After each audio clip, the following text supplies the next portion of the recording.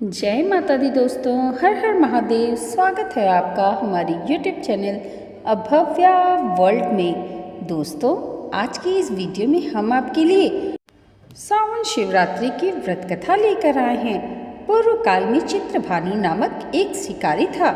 जानवरों की हत्या करके वह अपने परिवार का पालन पोषण करता था। वह एक साहूकार का कर्जदार था, लेकिन उसका ऋण समय पर न चुका सका। क्रोधित साहूकार ने शिकारी को शिव मठ में बंदी बना लिया। संयोगवश उस दिन शिवरात्रि थी। शिकारी ध्यानमग्न होकर शिव संबंधी धार्मिक बातें सुनता रहा। चतुर्दशी को उसने शिवरात्रि व्रत की कथा भी सुनी। शाम होते ही साहूकार ने उसे अपने पास बुलाया और ऋण चुकाने के विषय में बात की। शिकारी अगले दिन सारा ऋण लौटा देने का वचन देकर बंधन से छूट गया। अपनी दिनचर्या की भांति वह जंगल में शिकार के लिए निकला, लेकिन दिन भर बंदी गृह में रहने के कारण भूख प्यास से व्याकुल था। शिकार खोजता हुआ वह बहुत दूर निकल गया।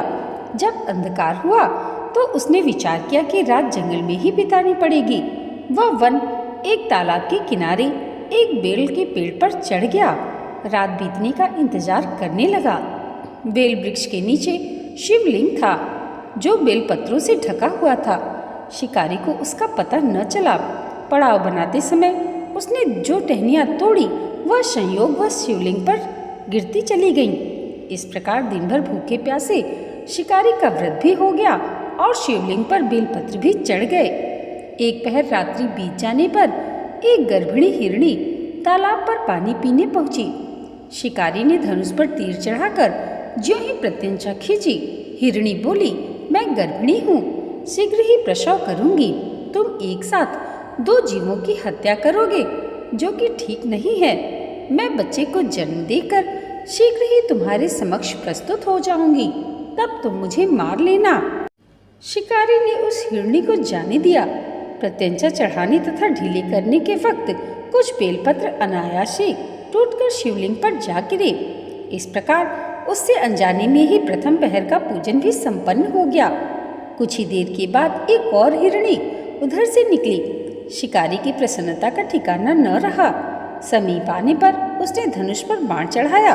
तब उसे देख हिरणी ने विनम्रतापूर्वक निवेदन किया, हे शिकारी, मैं थोड़ी देर पहले ऋतु से निवृत्त हुई हूँ, कामातुर विरहिणी हूँ, अपनी प्रिय की खोज में भटक रही हूँ।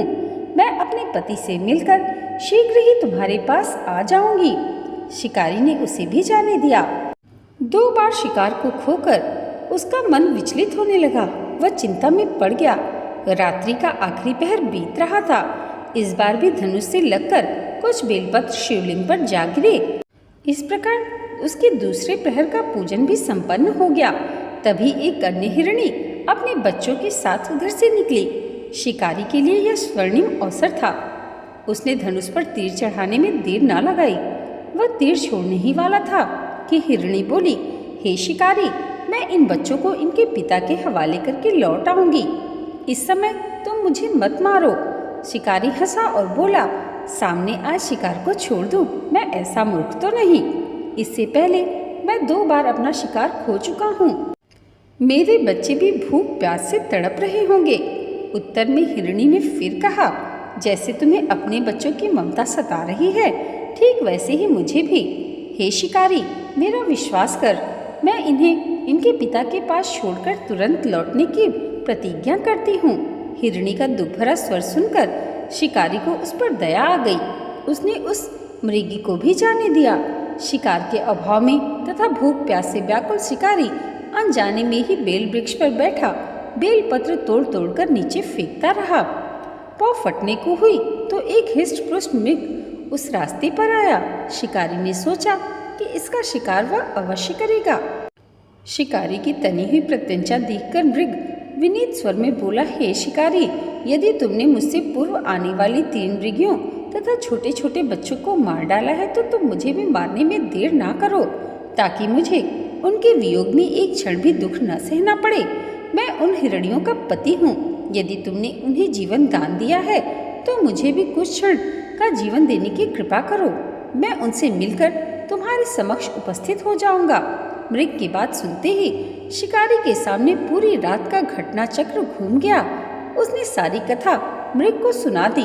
तब मृग ने कहा, मेरी तीनों पत्नियां जिस प्रकार से प्रतिज्ञाबद्ध होकर गई हैं, मेरी मृत्यु से अपने धर्म का पालन नहीं कर पाएंगी। अतः जैसे तुमने उन्हें विश्वास पात्र मानकर छोड़ा है, वैसे ही मुझे भी जाने दो।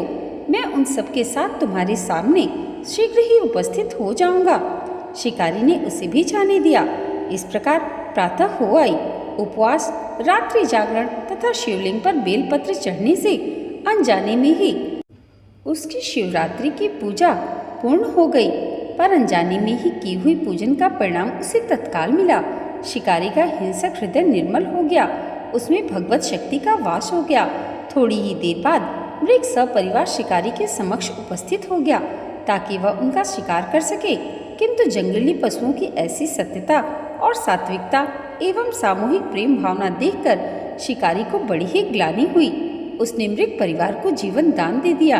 अनजाने में शिवरात्रि के व्रत का पालन करने पर भी शिकारी को मोक्ष की प्राप्ति हुई। जब मृत्यु काल में यमदूत उसके जीव को लेने आए तो शिवगणों ने उन्हें वापस भेज दिया तथा शिकारी को शिवलोक ले गए। शिव जी की कृपा से ही अपने इस जन्म में राजा चित्रभानु अपने पिछले जन्म को याद रख पाए तथा महाशिवरात्रि के महत्व को जानकर उसका अगले जन्म में भी पालन कर पाए। हर हर महादेव।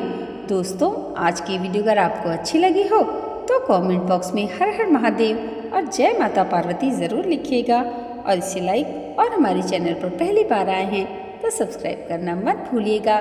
भगवान भोलेनाथ और माता पार्वती की कृपा आप सबके जीवन पर सदैव ऐसे ही बनी रहे, इसी मंगल कामना के साथ मिलते हैं अगले वीडियो में हरियाली अमावस्या की व्रत कथा के साथ। तब तक के लिए जय माता दी। हर हर महादेव।